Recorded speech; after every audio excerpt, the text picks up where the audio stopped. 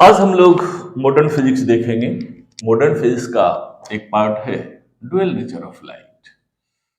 तो ये कहता है light exhibits dual character, it behaves like wave as well as particle. अब ऐसा मान लिया है कि लाइट को मान लें कि उसमें दोनों कैरेक्टर है, पार्टिकल जैसा भी बिहेव करेगा और वेव जैसा भी। तो कब वेव जैसा बिहेव करेगा और कब पार्टिकल जैसा बिहेव करेगा? तो कहता है इन space it behaves like wave. Space का मतलब वैक्यूम नहीं, जो भी खाली जगह है, कोई सोर्स ऑफ लाइट है, लाइट सपोज इधर से आ रही है कहीं, या इधर से कहीं लाइट आपको बोर्ड पे दिख रहा है, गड़ेंगे ना। तो जब तक यहां स्पेस, स्पेस का मतलब जो कोई भी मैटर के साथ इंटरेक्शन में ना हो, राइट। जैसे बोर्ड के आने के पहले तक एक वेव है, जैसे ही बोर्ड पे इंसिडेंट हो गया पार्टिकल जैसा बिहेव करेगा। क्लियर? जैसे कोई सरफेस है, हमारा हैंड है, वहां से कोई लाइट आ रहा है, तो आने के पहले, यहां से जस्ट आने के पहले तक वेव होगा, और जैसे ही हाथ के साथ इंटरेक्ट किया, हाथ के साथ इंटरेक्शन हुआ, जैसे ही इंटरेक्ट हुआ पार्टिकल जैसा बिहेव करेगा। मींस कोई सरफेस पे पड़ने के पहले तक वो वेव है, जैसे ही सरफेस पे पड़ गया, सरफेस पे इंसिडेंट हो गया, सरफेस एब्जॉर्ब कर लिया, तो पार्टिकल जैसा बिहेव कर, एब्जॉर्ब भी कर सकता है, रिफ्लेक्ट भी कर सकता है, जो भी है।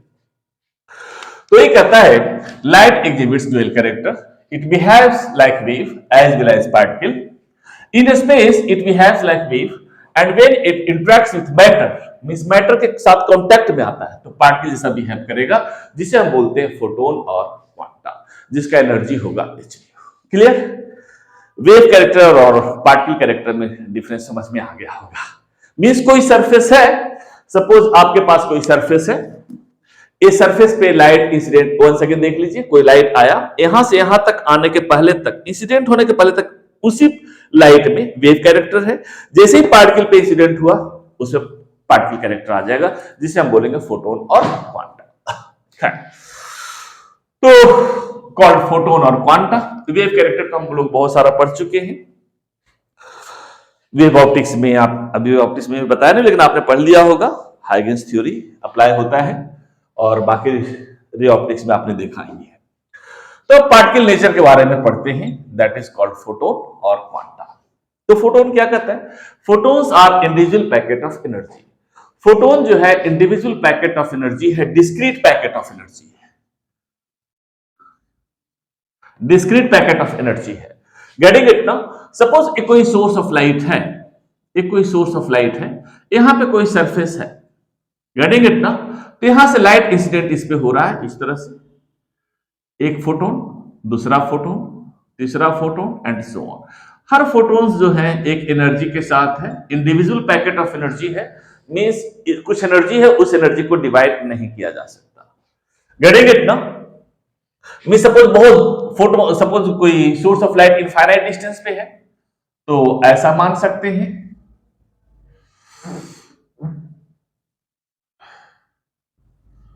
कोई सोर्स, एक कोई सरफेस है आपका इस इनफाइनाइट डिस्टेंस पे, तो कोई फोटोन ऐसे इंसिडेंट होगा, कोई फोटोन ऐसे इंसिडेंट होगा, कोई फोटोन ऐसे इंसिडेंट होगा, कोई फोटोन ऐसे इंसिडेंट होगा, कोई फोटोन ऐसे, ये सारे फोटोन्स हैं। Getting it? और इस पैकेट ऑफ एनर्जी को आप डिवाइड नहीं कर सकते, ये अलग अलग डिस्क्रीट है और इंडिविजुअल है। Photons retain their identity until they are completely absorbed. जब तक फोटोन को कोई सरफेस या कोई मटेरियल एब्जॉर्ब नहीं कर लेता, तब तक उसका आइडेंटिटी है। एब्जॉर्ब करते ही फोटोन डिसअपियर हो जाता है।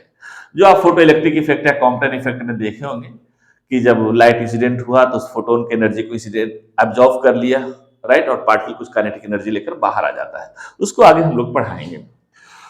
Size of photon depends upon frequency of radiation. यहां जो फोटोन्स है, हर कलर के फोटोन का अपना अलग साइज होगा। ऐसा नहीं होगा कि हर कलर का फोटोन सेम साइज का होगा। एक दो बार नीट में पूछा जा चुका है क्वेश्चन, जेईई में भी एक दो बार आ चुका है।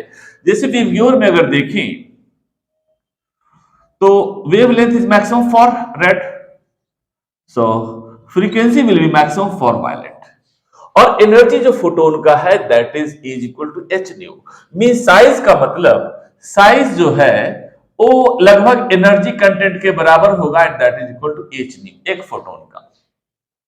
तो अगर फ्रीक्वेंसी देखें, या उल्टा ये भी कह सकते हैं एच सी अपॉन लैम्डा, तो जिसका वेवलेंथ कम होगा तो उसका एनर्जी, जिसमें एनर्जी कंटेंट ज्यादा होगा उसका साइज ज्यादा होगा, या जिसका फ्रीक्वेंसी ज्यादा होगा उसमें एनर्जी कंटेंट ज्यादा होगा। तो देख रहे हैं वायलेट फोटोन है, राइट, इसका फ्रीक्वेंसी सबसे ज्यादा है तो कहेंगे वायलेट फोटोन का साइज, राइट, सबसे बड़ा होगा, और रेड फोटोन का साइज सबसे छोटा होगा, और इसी रिस्पेक्ट में ये चेंज होगा। That's why we write here, यहां लिख सकते हैं आप वायलेट फोटोन, यहां लिख दीजिए violet photon, violet photons, photons are largest and red photons, red photons are smallest, smallest. जो वायलेट फोटोन होगा उसका साइज बड़ा बड़ा होगा, और रेड फोटोन का साइज सबसे छोटा होगा, बीच में इसी रिस्पेक्ट में चेंज होगा। Photons travel with the speed of light in vacuum. Photon at rest is not possible in any frame of reference. Her photon जो है वैक्यूम में स्पीड ऑफ लाइट के बराबर ट्रेवल करेगा, एक्सपेरिमेंटल प्रूफ भी हो चुका है, इसे बहुत लोगों ने काम किया, फोकट ने भी काम किया था, थोड़ा बहुत फिजो ने भी काम किया था। खैर, हर फ्रेम ऑफ रेफरेंस में देखा गया। फिर आइंस्टीन का फेमस थ्योरी था रिलेटिविटी, तो रिलेटिविटी में हर फ्रेम में करके देखा तो देखा कि ऐसा ही होगा कुछ। So photons travel with the speed of light in vacuum, याद रखिएगा। Photon at rest is not possible, photon को रेस्ट में नहीं लाया जा सकता, वो हमेशा मोशन में होगा। दैट्स व्हाई सपोज कोई सोर्स ऑफ लाइट है, ऐसा नहीं कि वहां से लाइट आ रहा था मुट्ठी में बंद कर लिया, जब पढ़ना हो तो खोल दिए तो लाइट आ जाएगा, ऐसा नहीं है। एक बार फोटोन आ गया तो आप देखते हैं जो ब्राइटर लाइट के आगे हाथ रखते हैं तो उसके आगे रेड रेड दिखाई देता है, हैंड ब्लड टाइप का कलर का, वो होता है कि फोटोन पास ही करता रहता है, कुछ एब्जॉर्ब कर लेता है बॉडी, कुछ बाहर निकल आता है, तो इंटेंसिटी घट जाता है जो भी है। तो photon at rest is not possible. The intensity of photon is the number of photons incident per second point area multiplied by its size, ठीक है ना, या एनर्जी कंटेंट, एनर्जी कंटेंट के साथ मल्टीप्लाई कर देंगे। तो इंटेंसिटी बेसिकली है क्या, intensity is energy per second per unit area, energy per second you know power, so power upon area, getting it ना। पावर को बेसिकली हम वॉट मान लेते हैं, क्योंकि आगे हम लोग पी को मोमेंटम से रिप्रेजेंट करेंगे और मोमेंटम को शुरू से पी से करते आ रहे हैं, तो कंफ्यूजन हो सकता है, इसलिए आप कह सकते हैं intensity is equal to watt per unit area, ये होगा energy per second is power, वाट को हम पावर मान लिए। आप ये भी कह सकते हैं watt is equal to intensity into area, ऐसा कुछ होगा। अब यहां से एक चीज और करना चाहें, अगर इंटेंसिटी कहें, intensity is energy per second per unit area, तो अगर एक फोटोन, सपोज एक कोई सरफेस है, एक कोई सरफेस है, इस पे सपोज नॉर्मली मान लेते हैं अभी एक फोटोन इंसिडेंट हो रहा है, तो पर second per unit area, area A था, तो एनर्जी कितना हो गया एक फोटोन का, energy per second per unit area, ऐसा होगा एक फोटोन का। This is for one photon, for one photon. इसमें लोगों को बहुत कंफ्यूजन होता है, थोड़ा सा ध्यान से देखिएगा। एक फोटोन का एनर्जी कितना होगा, अगर कोई सरफेस पे इंसिडेंट हो रहा है नॉर्मली, राइट, बहुत सारे फोटोन्स, सपोज एन को हम मान ले total number of photons crossing या इंसिडेंट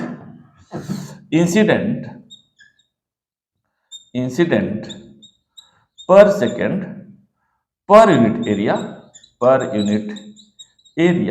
अगर ऐसा मान लें तो आप लिख सकते हैं E इज इक्वल टू, एक फोटोन के कारण एनर्जी इतना था पर second per unit area, that was basically intensity not energy, this is intensity पर सेकेंड पर यूनिट एरिया हो गया फॉर वन फोटोन, राइट। अगर n फोटोन से बहुत सारे फोटोन इंसिडेंट हो रहे हैं तो number of photons incident per second per unit area n मान लिया, अगर तो कह सकते हैं h new multiplied by n, ऐसा लिख सकते हैं, that is intensity, right, and that is approximately equal to size also. Size का मतलब बड़ा फोटोन ज्यादा, साइज तो हर एक फोटोन्स के लिए, बहुत सारे फोटोन्स है तो साइज मत लिखिए, एक फोटोन के लिए साइज लिख सकते हैं आप, ठीक है। तो इसका मतलब number of photons per second per unit area is equal to h nu into m। आप ऐसा लिख सकते हैं।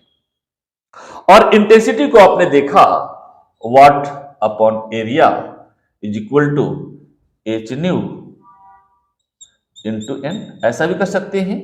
तो आप कह सकते हैं पावर जो होगा h nu into N into area, आप ऐसा भी निकाल सकते हैं। एक पावर का इक्वेशन हो जाएगा आपका। क्लियर? ये समझ में आ गया होगा। एक चीज और यहां देखिए, ये कहता है इंटेंसिटी, कहता है एनर्जी परसेंट पर एरिया। आप देख रहे हैं कि जो आपका वायलेट फोटोन है, वायलेट फोटोन जो था वो सबसे मैक्सिमम साइज का था, मैक्सिमम साइज, और जो रेड फोटोन था वो मिनिमम साइज का था, मिनिमम साइज। बाकी फोटोन इसी के बीच में आएंगे। तो ऐसा हो सकता है यूनिट एरिया पे सपोज 25, सपोज मान लिया 25 फोटोन इंसिडेंट, 25 रेड फोटोन जितना इंटेंसिटी प्रोड्यूस कर रहा है, उतना ही हो सकता है कि 15 वायलेट फोटोन करे, क्योंकि वायलेट फोटोन का साइज बड़ा बड़ा बड़ा होता है। क्लियर ना? कहने का मतलब यह है कि अगर 15 फोटोन इंसिडेंट होता है कोई सरफेस पे, जितना इल्यूमिनेशन कोई सरफेस को करता है या जितना ब्राइटनेस प्रोड्यूस करता है, उतना ही हो सकता है कि 15 वायलेट फोटोन करते। क्लियर ना? राइट? या 20 ब्लू फोटोन करते, या 18 ग्रीन फोटोन करते, एंड सो ऑन। क्लियर? ये चीज क्लियर होना चाहिए। अब हम लोग आगे देखते हैं।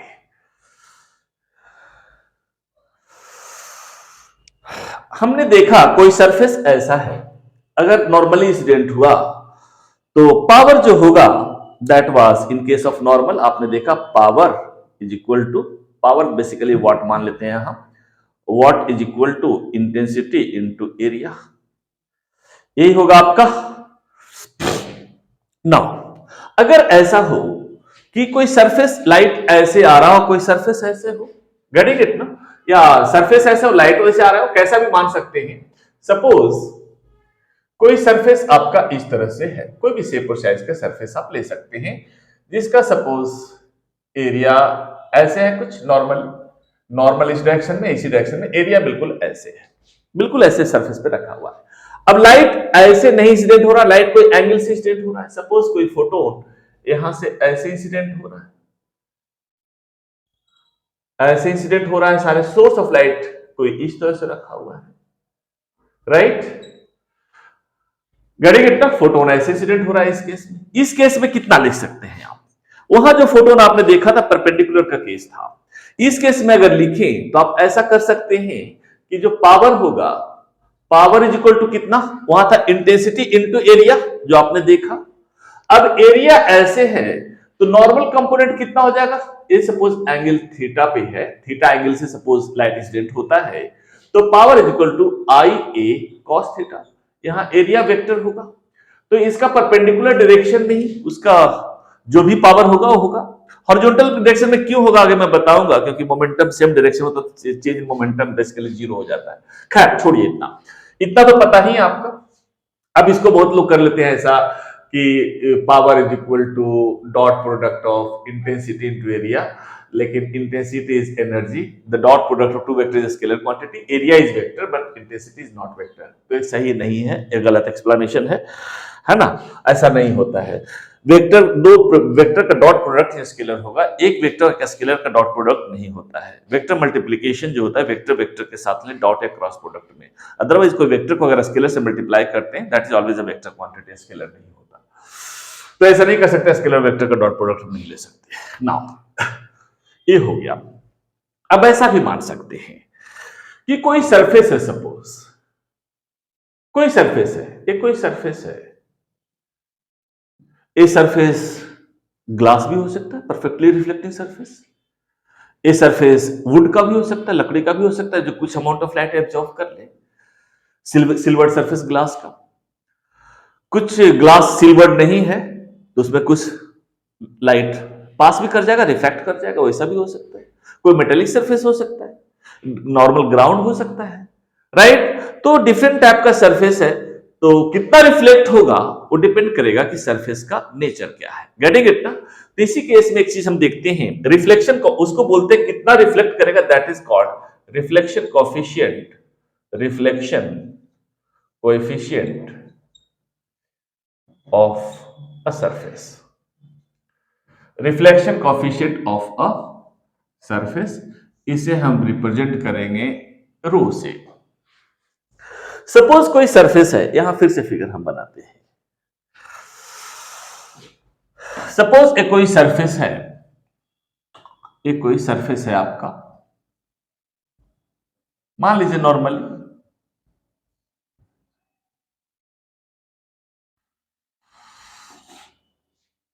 कोई एंगल भी ले सकते हैं आप। Let n is the number of photons, number of photons, number of photons,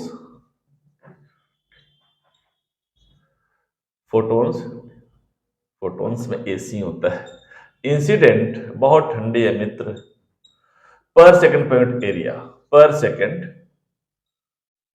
पर यूनिट एरिया। सपोज इतना फोटोन पर second per unit area incident हुआ, और इस सरफेस है कि कुछ अमाउंट ऑफ लाइट एब्जॉर्ब भी कर लेता है। सपोज ए लाइट एब्जॉर्ब कर लिया, इसमें रिफ्लेक्शन नहीं हुआ। सपोज एक और लाइट आ गया, इसको एब्जॉर्ब कर लिया, इसमें रिफ्लेक्शन नहीं हुआ। सपोज तीन ही लाइट रिफ्लेक्ट हुआ। कोई सरफेस हो सकता है कि दो ही लाइट रिफ्लेक्ट करे, कोई इंक्लाइंड भी हो सकता है, ऐसे भी मान सकते हैं। सपोज 1 2 3 4 5 रेज इंसिडेंट हुए कोई सरफेस पे, ऑफ रिफ्लेक्ट हुआ सपोज 1 2 3 रेज, बाकी दो रेज को रिफ्रैक्ट कर लिया, एब्जॉर्ब कर लिया सरफेस। गेटिंग इट ना?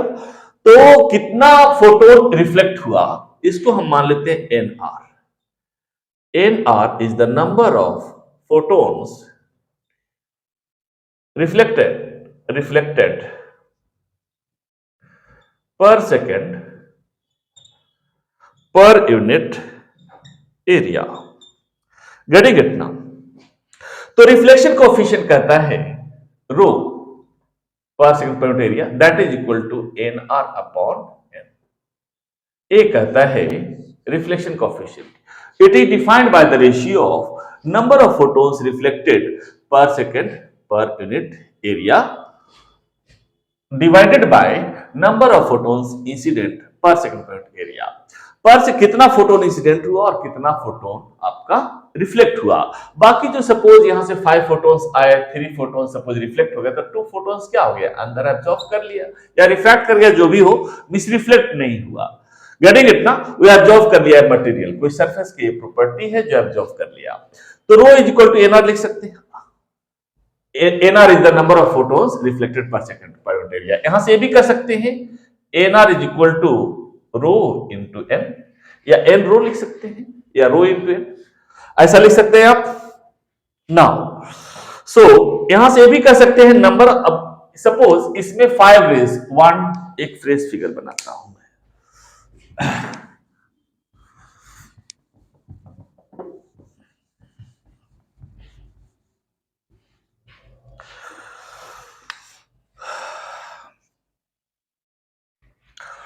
इसमें ऐसा करते, सपोज कोई सरफेस है, एक कोई सरफेस है आपका, इसमें सपोज इंसिडेंट हुआ 1 2 3 4 5, और सपोज रिफ्लेक्ट हुआ 1 2 3 फोटोन सपोज रिफ्लेक्ट हुए। तो 2 फोटोन्स क्या हुआ, फोटोन ए और ए फोटोन को क्या किया, ए सरफेस एब्जॉर्ब कर लिया। गेटिंग इट ना? क्लियर? तो जो आपका रिफ्लेक्शन कोएफिशिएंट था एनआर, कितना रिफ्लेक्ट हुआ, यहां से टोटल इंसिडेंट हुआ एन फोटोन्स, रिफ्लेक्ट हुआ that is your N R photons. तो बाकी जो फोटोन्स हुआ 2 फोटोन्स, उसको एब्जॉर्ब कर लिया, इसको हम एन ए कह सकते हैं, नंबर ऑफ फोटोन्स एब्जॉर्ब्ड। तो भी कह सकते हैं number of photons absorbed, number of photons absorbed N A is equal to कितना होगा, नंबर ऑफ फोटोन्स इंसिडेंट हुआ, इसमें से इतना आपका रिफ्लेक्ट हो गया, तो लिख सकते हैं n minus N R, and that is equal to n minus N R is equal to लिख सकते हैं rho into N. Rho into N. यहां से अगर एन कॉमन लें तो लिख सकते हैं 1 minus rho, that is equal to number of photons absorbed. Getting it? ये हो गया आपका नंबर ऑफ फोटॉन्स कितने एब्जॉर्ब होंगे, इतने फोटॉन्स इंसिडेंट हुए, इतने रिफ्लेक्ट हो गए और इतने फोटॉन्स आपके एब्जॉर्ब हुए सरफेस के थ्रू।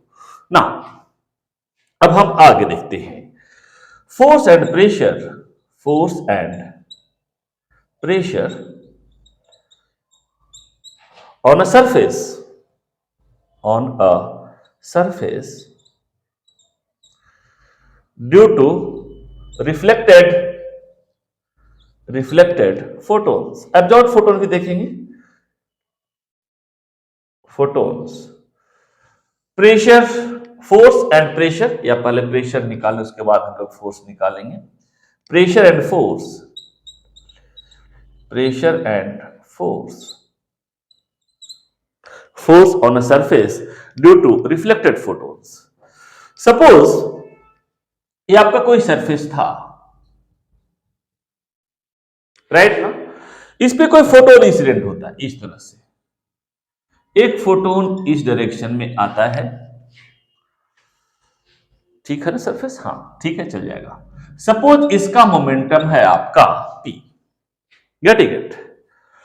यहां से सपोज थीटा एंगल से कोई फोटोन रिफ्लेक्ट हो गया, जो रिफ्लेक्टेड फोटोन है, एब्जॉर्ब की बात नहीं कर रहा, जो रिफ्लेक्ट हो गया photons, a photon, a photon और ए फोटोन आपका रिफ्लेक्ट हो गया, मैं इसकी बात कर रहा।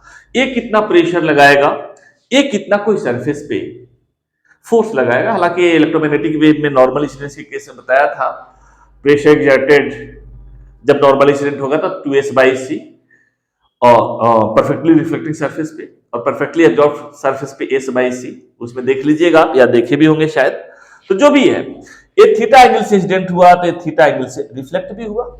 जितना मोमेंटम से आया, सपोज रिफ्लेक्टेड है, परफेक्टली रिफ्लेक्शन हम मानेंगे इस केस में।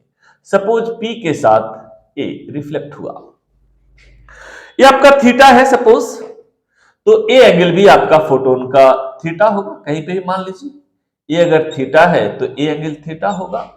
तो इसके दो कंपोनेंट होंगे, एक इधर होगा आपका p cos थीटा और इधर होगा आपका p sin थीटा, राइट? वैसे रिफ्लेक्टेड फोटोन है, इसको अगर हम यहां मान लें कोई सेक्शन पे, यहां पे मान लें ए एंगल थीटा है तो ए एंगल थीटा होगा। आपका p इस डायरेक्शन में है तो इस डायरेक्शन में होगा p cos थीटा और इस डायरेक्शन में होगा p sin थीटा। क्लियर? तो यहां से कहें तो change in momentum, change in momentum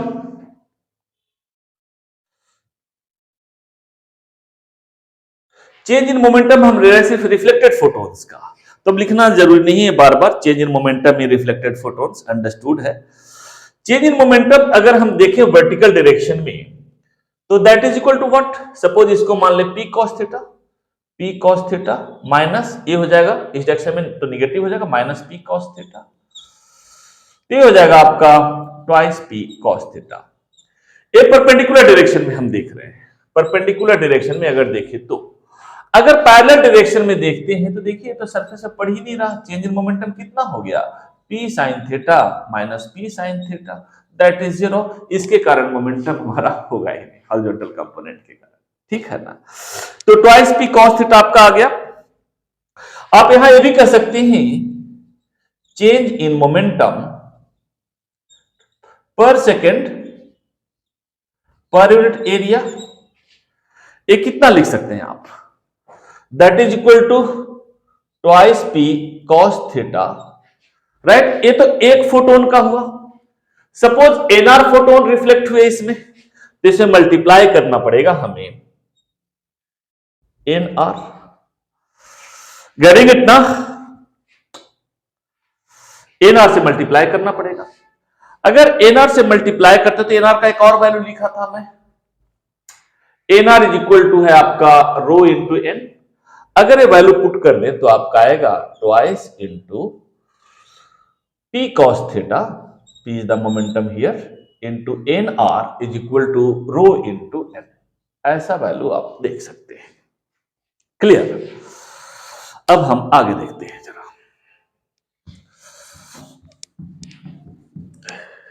एक मिनट, इतना करने के बाद मैं थोड़ा लीक कर रखूंगा।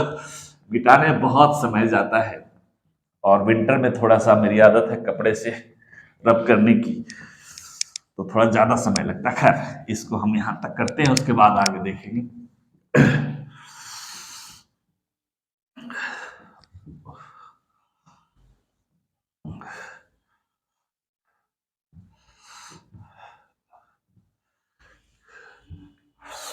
हाँ, तो आपने देखा change in momentum per second per unit area is equal to twice into T cos theta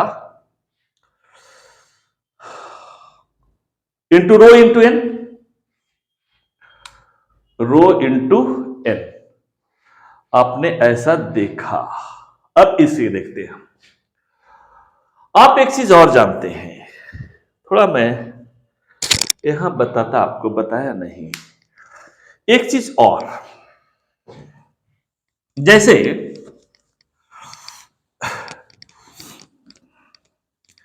इस प्रॉपर्टी के साथ मैं थोड़ा सा छूट गया, एक चीज और लिख लीजिएगा।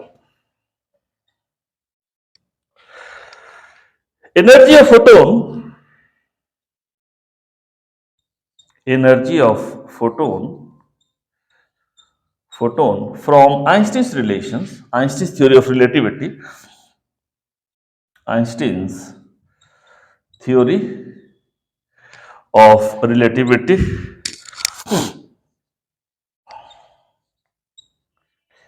इज इक्वल टू होता है आपका under root M naught square C4 plus P square into C square, where P is equal to MC, that is your momentum. ठीक है, P is equal to MC, that is your momentum. Now, और rest mass है, that is m not is rest mass. Rest mass इसका 0 होता है।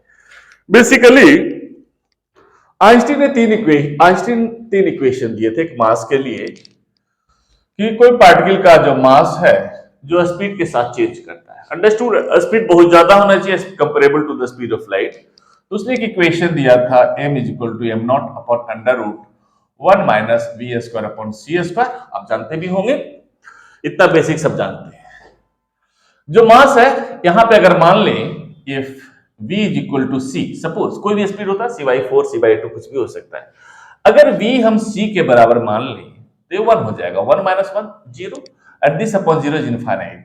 If v is equal to c तो m आपका infinite हो जाएगा।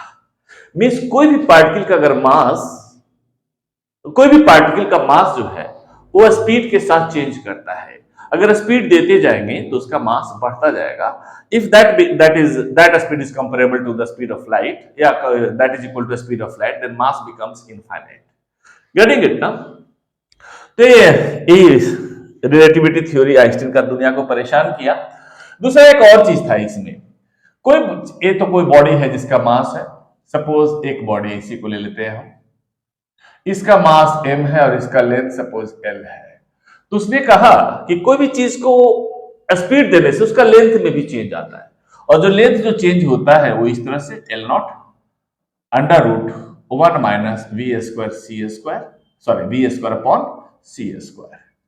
यहां पे अगर कर दें if v is equal to c तो length becomes 0। l naught means initial length था जब रेस्ट में था, ठीक है ना? इनिशियल लेंथ कोई पार्टिकल इतना, अगर स्पीड ऑफ लाइट इसको फेंक दिए तो इसका लेंथ 0 हो जाएगा। इसे हम बोलते हैं लेंथ कॉन्ट्रैक्शन भी, that is also called length contraction.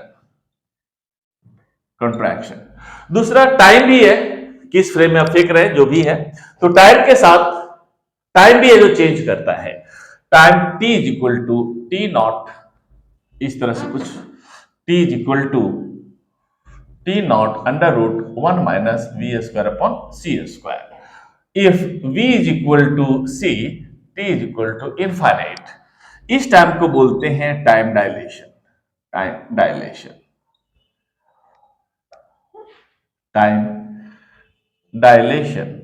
बस इंफॉर्मेशन के जरिए थोड़ा सा याद रखिएगा। मींस 3 फेमस इक्वेशंस था, इसका तो यूज होता है, इसका आपके सिलेबस में शायद नहीं है। आईआईटी का कुछ कह नहीं सकते, लेकिन खैर टाइम जो है, टाइम भी चेंज होता है इस तरह से, टाइम इनफाइनाइट लगेगा। इसको एक क्लॉक को अगर फेंक दी स्पीड ऑफ लाइट से, ठीक है ना, तो दोबारा उसी पोजीशन पे आने में इनफाइनाइट टाइम लगेगा। That is called time dilation. Time बढ़िया से लिख दूं, जब लिख ही रहा हूं तो डायलेशन। वैसे एक रिलेशन दिया था एनर्जी के लिए। एनर्जी के लिए कहा था m0 plus P square C square, जहां m0 is the rest mass. Rest mass इसका कोई फोटोन का जीरो होता है, राइट।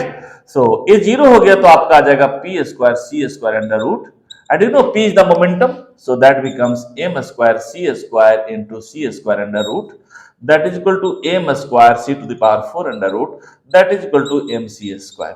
यही फेमस रिलेशन जो आपने पढ़ा है, is equal to mc square.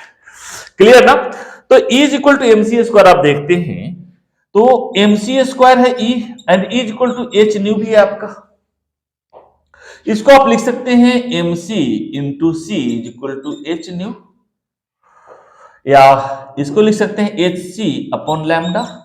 So C को सी से अगर काट दें तो एमसी को अगर पी लिखें तो that is equal to H upon lambda. तो एक मोमेंटम का ये भी पार्टिकुलर है जिसको आगे हम लोग डी ब्रोगलीज हाइपोथेसिस में करेंगे। तो मोमेंटम जो होगा फोटोन के कारण एच अपॉन लैम्डा भी होगा, ऐसा होगा। हालांकि मैं बता रहा, ये आइंस्टीन थ्योरी ऑफ रिलेटिविटी है, ये थ्रू आया है, और ये आपका फोटोन नेचर है। गेटिंग इट ना? राइट।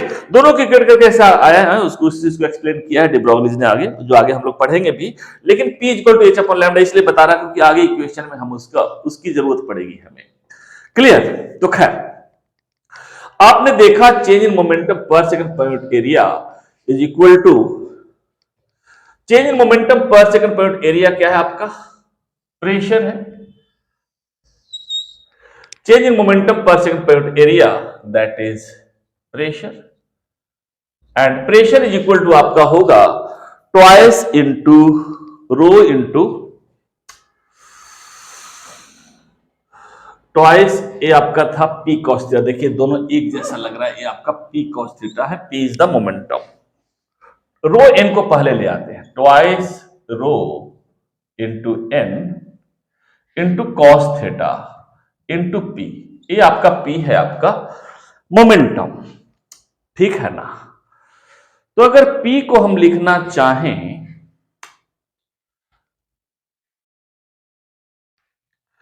पी आपका मोमेंटम है। खैर थोड़ा सा मैं जगह ढूंढ रहा हूं, यहां देखते हैं हम लोग,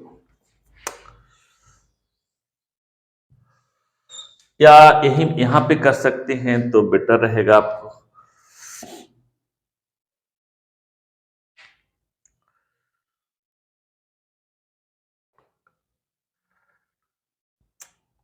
ऐसा करें, हो इसको हम इस तरह से करते हैं। चलिए देख लेते हैं हम लोग।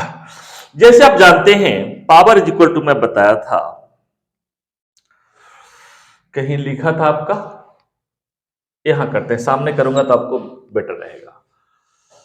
इंटेंसिटी आपने देखा ना, कहीं मिट गया है, शायद मिटा दिया मैं। हाँ हाँ हाँ हाँ, पावर कहीं लिखा हुआ नहीं है, खैर छोड़िए। चलिए देखिए, यहां इंटेंसिटी कहता है energy per second per unit area. Energy per second आपका क्या था?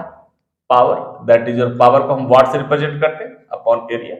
So what was intensity into area, ऐसा कुछ था आपके पास, राइट। अब इंटेंसिटी को क्या लिख सकते हैं? Intensity is energy per second per unit area, right. तो एनर्जी कितना होगा आपका? एच न्यू इंटू, एक किसके लिए था? इंटेंसिटी एन पर सेकंड पर यूनिट एरिया, ऐसा मान ले हम, थोड़ा सा इसमें अगर लिख लें, या लिखा हुआ है ही,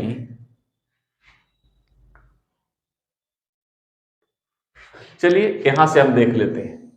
n is the number of photons incident per second per unit area, इधर से तो शायद मैं मिटा दिया हूं। सो n is the number of photons incident per second per unit area है। तो एक फोटोन के लिए तो इंटेंसिटी हमने ली n photon, n is the number of photons, n को हम ऐसा मान सकते हैं, n is the small n पर सेकंड पर यूनिट एरिया। थोड़ा सा ध्यान रखिएगा इस पे। ये हो गया इनटू एरिया आप लिख सकते हैं। इसे आप ऐसा भी लिख सकते हैं h into C upon lambda into N into area. AC upon lambda लिख सकते हैं आप ना। एसी अपॉन लैम्डा अगर लिखें, ये आपका है पावर, राइट। तो यहां से अगर करें N into H upon lambda, N into H upon lambda को अगर ऐसा करें तो कितना हो जाएगा? W upon C into A is equal to N into H upon lambda, ऐसा लिख सकते हैं। और यहां जो है आपका एक चीज और, P को पहले ही ले आते हैं, बेटर है पहले कर दो, एन पी कॉस थीटा। तो यहां से आ जाएगा twice rho into N into P का वैल्यू जो हमने दिया एच अपॉन लैम्डा, यहां से ले आएगा H upon lambda into cos theta. Clear? ये आपका था प्रेशर। और यहां से आपने देखा N into H upon lambda, A दिया हुआ है कितना? N into H upon lambda, that is equal to twice rho cos theta into watt upon, that is power, C into area. ऐसा लिख सकते हैं आप। गेटिंग इट ना? ऐसा हो गया। तो ये आपका हो गया, यही हो गया आपका प्रेशर पी। ए प्रेशर होगा, दैट इज प्रेशर पी। अगर फोर्स निकालना चाहें तो force F is equal to P upon A, area से डिवाइड कर दीजिए। उल्टा तो नहीं आ रहा है ये, हमें लग रहा है कहीं, एक मिनट, सी इंटू ए ऐसा आ गया। तो प्रेशर इज इक्वल टू, हाँ force point area, force pressure की जगह पे, अरे force equal to pressure upon, मैं कंफ्यूज होगा। प्रेशर इक्वल टू कितना होगा? Force point area, that is equal to twice rho cos theta into W upon C into A से A cut जाएगा तो आप लिख सकते हैं जो फोर्स एक्सर्ट करेगा twice rho W cos theta upon C. ए प्रेशर एक्सर्ट करेगा, राइट। ये जो है कोई रेडिएशन इंसिडेंट होगा कोई सरफेस पे, तो रिफ्लेक्टेड लाइट के कारण, जो रिफ्लेक्टेड है उसके कारण प्रेशर कितना एक्सर्ट करेगा। गेटिंग इट ना? Now pressure due to absorb देखते हैं। अब हम लोग देखते हैं pressure and force on the surface. ये था ड्यू टू रिफ्लेक्टेड फोटोन, यहां हम करेंगे ड्यू टू एब्जॉर्ब्ड फोटोन्स। मैं बताया था यहां से सपोज इतने आपके 5 फोटोन्स इंसिडेंट हुए, तो 3 फोटोन्स रिफ्लेक्ट हुए, 2 फोटोन आपका एब्जॉर्ब हो गया, वो भी कुछ प्रेशर लगाएगा, तो उसके कारण प्रेशर क्या होगा, यही है। फिर से थोड़ा सा फिगर यहां बना लेते हैं। ये कोई सरफेस है, सपोज कोई फोटोन आपका इंसिडेंट हो रहा है इस डायरेक्शन में, ये नॉर्मल था थीटा एंगल पे, तो इस डायरेक्शन में आपका मोमेंटम था P cos थीटा, और ये फाइनल, इसको एब्जॉर्ब करें तो फाइनल मोमेंटम हो जाएगा P फाइनल हो गया 0। तो यहां लिख सकते हैं आप change in momentum per second per unit area, बिल्कुल वैसे ही जैसे हम लोग किए थे, change in momentum per second per unit area, बटा एक ही लाइन में लिख देते हैं हम लोग। तो दैट इज इक्वल टू कितना हो गया? फाइनल मोमेंटम 0 माइनस नीचे का जो आप मोमेंटम लिए थे वो निगेटिव लिए थे, इस केस में हमने पॉजिटिव लिया था, final minus initial, so minus P cos theta into कितना हो जाएगा? Na is the per second per unit area आ जाएगा, number of photons absorbed per second per unit area, ये हो गया Na आपका। तो यहां लिख सकते हैं change in momentum per second per unit area is pressure. Pressure होगा इस केस में, अंडरस्टूड है ये जो प्रेशर था ये रिफ्लेक्टेड फोटोन को लेकर था, ये रिफ्लेक्टेड फोटोन के कारण फोर्स था, तो इसको आर लिख सकते हैं आप। यहां अगर एब्जॉर्ब फोटोन के कारण प्रेशर लिखना चाहें तो आप लिख सकते हैं P cos theta into N A. इसको फर्दर अगर लिखना चाहें तो आप लिख सकते हैं that is equal to P cos theta into N A का वैल्यू आप जानते हैं हम n into one minus rho, n into one minus rho, ये होगा आपका। एक चीज और यहां ऐसा भी लिख सकते हैं इसको,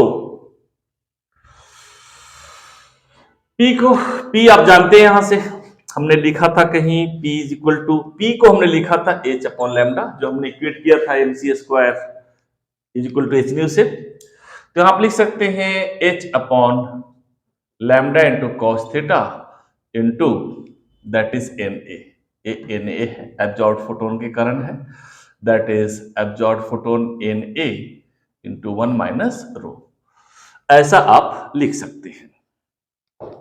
अब इसको फर्दर लिखना चाहें आप तो एक चीज और है, N into H upon lambda, N into H upon lambda, इसको लिख सकते हैं W upon C A, that is power, power upon C A into cos theta into one minus rho आएगा ये, right. N H upon lambda equal to W upon C A, ये आपका हो गया C A, that is pressure due ठंड बहुत है, absorb photon, clear, ये इतना आ गया। अगर निकालना चाहे फोर्स तो force per unit area is equal to W upon C A into cos theta into one minus rho, ऐसा लिख सकते हैं। तो ए कट कर दे आप, तो force due to absorb photon is equal to W cos theta power upon C into one minus rho आएगा, कुछ इस तरह से आएगा। तो रिफ्लेक्टेड फोटोन में आपका था इतना, और एब्जॉर्ब फोटोन में जो आपका होगा डब्ल्यू कॉस थीटा अपॉन सी वन माइनस रो, कुछ ऐसा होगा, ठीक है। और ये जो दोनों जो फोर्स होगा, ये दोनों फोर्स परपेंडिकुलर डायरेक्शन में है, देख रहे हैं ना, हम इस डायरेक्शन में लगा रहे हैं, ये दोनों फोर्स हैं, both the forces and pressures in perpendicular direction,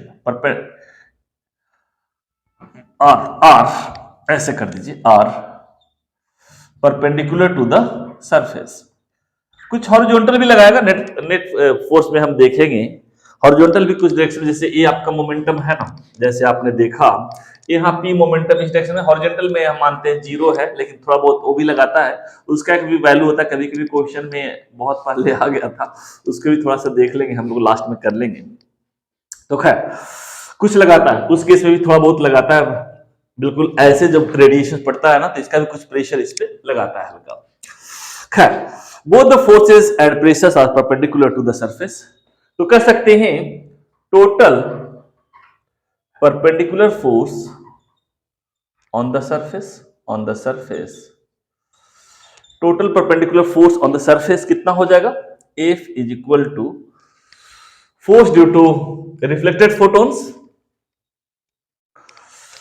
यहां पे ऐसा लाइन डाल दीजिए, force due to reflected photons plus force due to absorb photon, and force due to reflected photon आपका था twice rho W cos theta upon C plus W cos theta upon C into one minus rho, ऐसा कुछ था। अगर इसको further हम आगे खींचते हैं तो twice rho W cos theta upon C plus W cos theta upon C minus W rho cos theta upon C. अगर इसमें से इसमें हम माइनस करें तो आ जाएगा W rho W rho cos theta by C plus W cos theta by C. इसमें अगर ए फोर्स परपेंडिकुलर है, बेसिकली अगर फोर्स परपेंडिकुलर निकालना चाहे नेट, तो W cos theta upon C अगर कॉमन ले लें तो दैट बिकम्स 1 प्लस रो, ये होगा। वैसे हम पैरेलल को कर सकते हैं, बस फॉर्मूला याद रखिएगा इसमें। यहां अगर थोड़ा बहुत चेंज करना पड़ता है इसमें, अगर हम ले पैरेलल के लिए तो फोर्स पैरेलल भी इसमें आता है एक value, that is equal to W cos theta, वही आपका साइन थीटा हो जाता है। जैसे कॉस 0 अगर होगा 1 तो साइन 0 0 होगा, इसलिए कुछ प्रेशर जो हॉरिजॉन्टल प्रेशर लगाता है वो बहुत कम लगाता है, ठीक है ना। तो खैर जो भी अगर है तो ऐसा कुछ करेंगे इतना, और यहाँ जो 1 प्लस रो होता है ये हो जाता है W sine theta upon C into 1 minus रो हो जाता है, बस यही है दोनों में difference.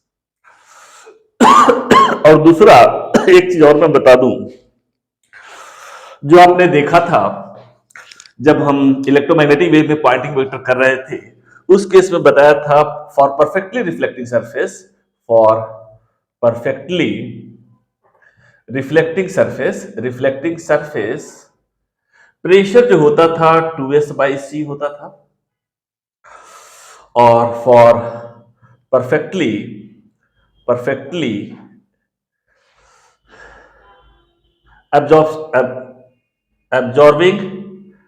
Absorbing surface, suppose surface perfectly absorb कर लेता है उसको, इसमें होता था pressure is equal to s/c, और वहां s को बोलते थे पॉइंटिंग वेक्टर।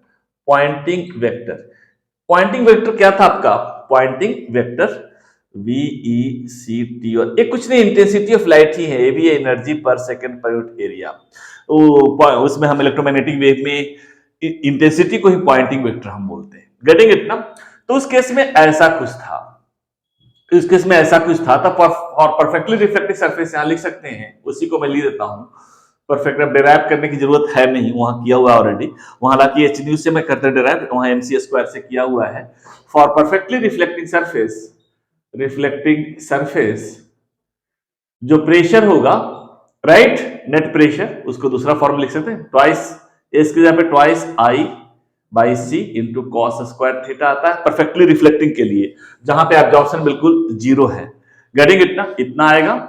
इसी में अगर थीटा आप जीरो कर दीजिए तो ही ट्वाइस एस बाई सी जो यहां आता था वही हो जाएगा twice I by C. For perfectly absorbing surface, पूरा का पूरा एब्जॉर्ब कर लेता है, absorbing surface perfectly absorbing surface के लिए आपका ही हो जाएगा P is equal to I by C into cos square theta. ठीक है, ये इतना होता है, इसको याद रखिएगा। आज के यहीं तक।